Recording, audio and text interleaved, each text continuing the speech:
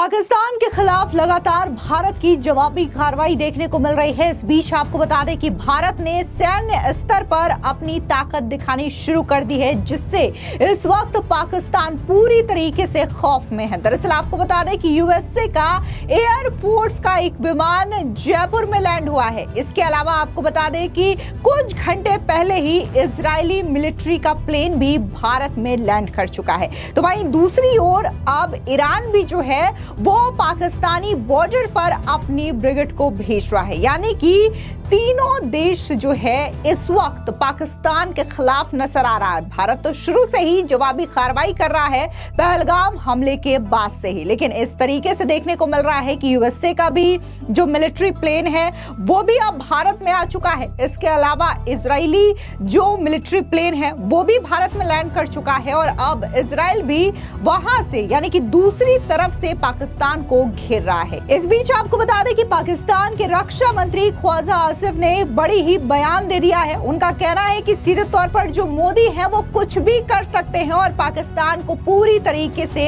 Alert mode में रहने की आवश्यकता है। यानी कि पाकिस्तान के रक्षा मंत्री के इस बयान से साफ अंदाजा लगाया जा सकता है कि इस वक्त पाकिस्तान की हालत क्या है और जिस तरीके से भारत बॉर्डर पर जो सैन्य कार्रवाई को लगातार युद्ध स्तर पर अंजाम दे रहा है, इससे पाकिस्तान पूरी तरीके से घबराहट में है, डर के माहौल में है कि क्या पता कि भारत कभी भी पाकिस्तान पर अटैक कर दे। दरअसल आपको बता दें कि पहलगाम आतंकी हमले में शामिल 2 स्थानीय आतंकवादियों के घरों को पहले ही ध्वस्त कर दिया गया है। जहां आदिल के घर को लेकर के खबर सामने आती है तो वहीं आसिफ के घर को लेकर के खबर आती है। जहां एक आतंकवादी के घर को बम से उड़ा दिया गया तो वहीं दूसरे आतंकवादी के घर पर बुलडोजर की बड़ी कार्रवाई की गई। इतना ही नहीं, उन तमाम सोशल मीडिया हैंडल्स के खिलाफ भी भारत सरकार कार्रवाई कर रही है जो कि पाकिस्तान का प्रोपेगेंडा चला रहे हैं। यानी कि इस वक्त न सिर्फ देश के बॉर्डर पर जो सेना है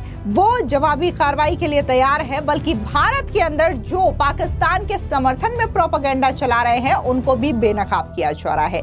इस बीच जिस तरीके से पाकिस्तान के रक्षा मंत्री ख्वाजा आसिफ का जो बयान सामने आया है साफ तौर से उनकी घबराहट दिखाता है और वो ये मानते हैं कि जो केंद्र की मोदी सरकार है वो कुछ भी कर सकती है और इसलिए पाकिस्तान को पूरी तरीके से अलर्ट मोड में रहने की आवश्यकता है। आपको बता दें कि इससे पहले भी पाकिस्तान के कई सारे मिनिस्टर्स और नेता बयानबाजी कर चुके हैं, गीदड़ भपकी दे चुके हैं, जहां पर उन्होंने साफ तौर से सिंधु जल समझौते को लेकर के ये कहा है कि ये जल समझौता भारत रद्द नहीं कर सकता। हालांकि भारत ने यह कर दिखाया है, लेकिन अगर हम रुख बड़ी खबर की करें जहां पर देखने को मिल सकता है कि कैसे यूएसए हो या फिर इजराइल हो वो पूरी तरीके से भारत के समर्थन में खड़ा नजर आ रहा है, भारत का साथ दे रहा है और कई मौकों पर देखने को मिला है कि इजराइल पहले भी भारत की मदद कर चुका है। दरअसल भारत में अचानक अंतर्राष्ट्रीय सैन्य गतिविधियों में इजाफा देखने को मिला है जब यूएसए एयरफोर्स का एक विमान कुछ देर पहले जयपुर एयरबेस पर उतरा। इससे कुछ घंटे पहले ही इजरायली सैन्य विमान भी भारत पहुंचे थे, जिससे सुरक्षा एजेंसियां हाई अलर्ट पर है और राजनीतिक हलकों में भी चर्चाएं तेज हो गई है।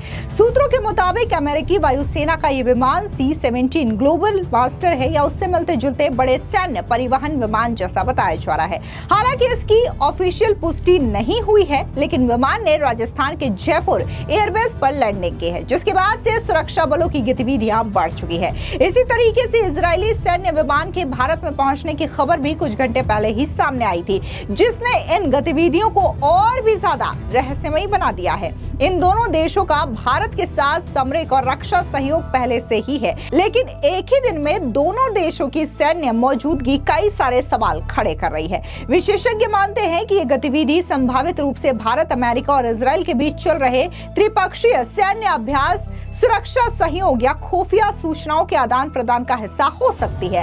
हालांकि वर्तमान में जम्मू कश्मीर में बढ़ते आतंकी हमलों और सीमा पर तनाव को देखते हुए कोई विशेष मिशन भी इसका कारण हो सकता है। बता दें कि भारत सरकार या रक्षा मंत्रालय की ओर से अभी तक कोई आधिकारिक बयान जारी नहीं किया गया है, ना ही ये स्पष्ट हुआ है कि इन विमानों में सैन्य अधिकारी, उपकरण या कोई विशेष सामग्री लाए हैं या फिर नहीं लाए। फिलहाल स्थिति पर नजर बनाई रखी गई है। अगर ये रणनीतिक साझेदारी या खुफिया मिशन से जुड़ा है तो आने वाले चंद घंटों में कोई बड़ा खुलासा हो सकता है या पाकिस्तान के खिलाफ कोई बड़ी सैन्य कार्रवाई देखने को मिल सकती है। देखिए, जब हिंदुस्तान में सीसीएस की मीटिंग हुई तो उसमें हमने कहा कि पाकिस्तान के जो नेशनल्स इंडिया में हैं उनको वापस कर दिया जाएगा और जो इंडस वाटर ट्रेटी है उसको स्थगित कर दिया जाएगा।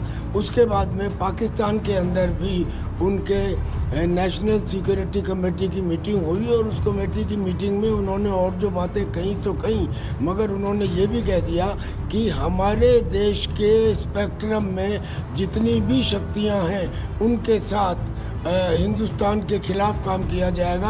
यानी उसमें उन्होंने न्यूक्लियर अटैक की भी धमकी दे दी और ये भी कह दिया कि जो शिमला समझौता है उसे ख़त्म कर दिया जाएगा। अब शिमला समझौते में दो बातें थी, एक तो ये कि हम अपने मसलों को आपस में सुलझाएंगे, किसी दूसरे देश का सहारा नहीं लेंगे, और चौथी ये थी कि हमारे बीच में एक एलओसी होगी जो डिमार्केटेड होगी। अब इस एलओसी डिमार्केटेड एलओसी में 2021 में ये तय हुआ था कि यहाँ पे सीज फायर कंटिन्यू रहेगा आगे तक के लिए, लेकिन अब पाकिस्तान ने ये सीज फायर को तोड़ना शुरू कर दिया है। कई जगह उसने फायर किया है। हमारा ये कहना है कि हिंदुस्तान को भी इसका फिटिंग जवाब देना चाहिए और हिंदुस्तान दे भी रहा है, बल्कि ये एक अपॉर्चुनिटी है। अपॉर्चुनिटी ऐसा है जैसे इजराइल और हमास के युद्ध में हमास ने जब हमला किया तो फिर इजराइल के पास ये अधिकार था कि वो उससे 10 गुना ज़्यादा बड़ा रिएक्ट करे। ऐसे ही पाकिस्तान ने सीज फायर तोड़ा है। अब हमारे पास समय है, चूँकि एलओसी की सैंक्टिटी ख़त्म हो चुकी है, लिहाजा पीओके के अंदर अब एक्शन किया जा सकता है, जिसके बारे में हमारे present chief of army staff जो पहले नॉर्दर्न कमांड के कमांडर थे, उन्होंने खुद ही कह दिया था कि हम पीओके को लेने के लिए तैयार हैं, हमें सिर्फ पार्लियामेंट की तरफ से हाँ चाहिए। आज चूँकि पूरा देश खड़ा हुआ है पाकिस्तान के खिलाफ एक्शन लेने के लिए बिकॉज ऑफ पहलगाम इंसिडेंट, इसलिए अब फुल फ्लेज्ड पाकिस्तान के द्वारा किए गए सीज फायर के उल्लंघन का जवाब पीओके को लेकर करना चाहिए। जिस तरीके से पाकिस्तान लगातार धमकी दे रहा है कि पानी बंद कर दिया तो युद्ध की बात करेंगे, क्या पानी बंद करने से युद्ध तक की नौबत पहुंचेगी? देखिए, पहली बात तो ये है कि पानी बंद कर दिया, कोई ऐसा नहीं है कि 1 सेकंड में पानी बंद हो जाएगा। जब ये समझौता हुआ था उस समय हमारे तत्कालीन प्रधानमंत्री ने जरा ज़्यादा ही दरियादिली दिखाई और 30% पानी अपने पास रखा, 70% उनको दे दिया।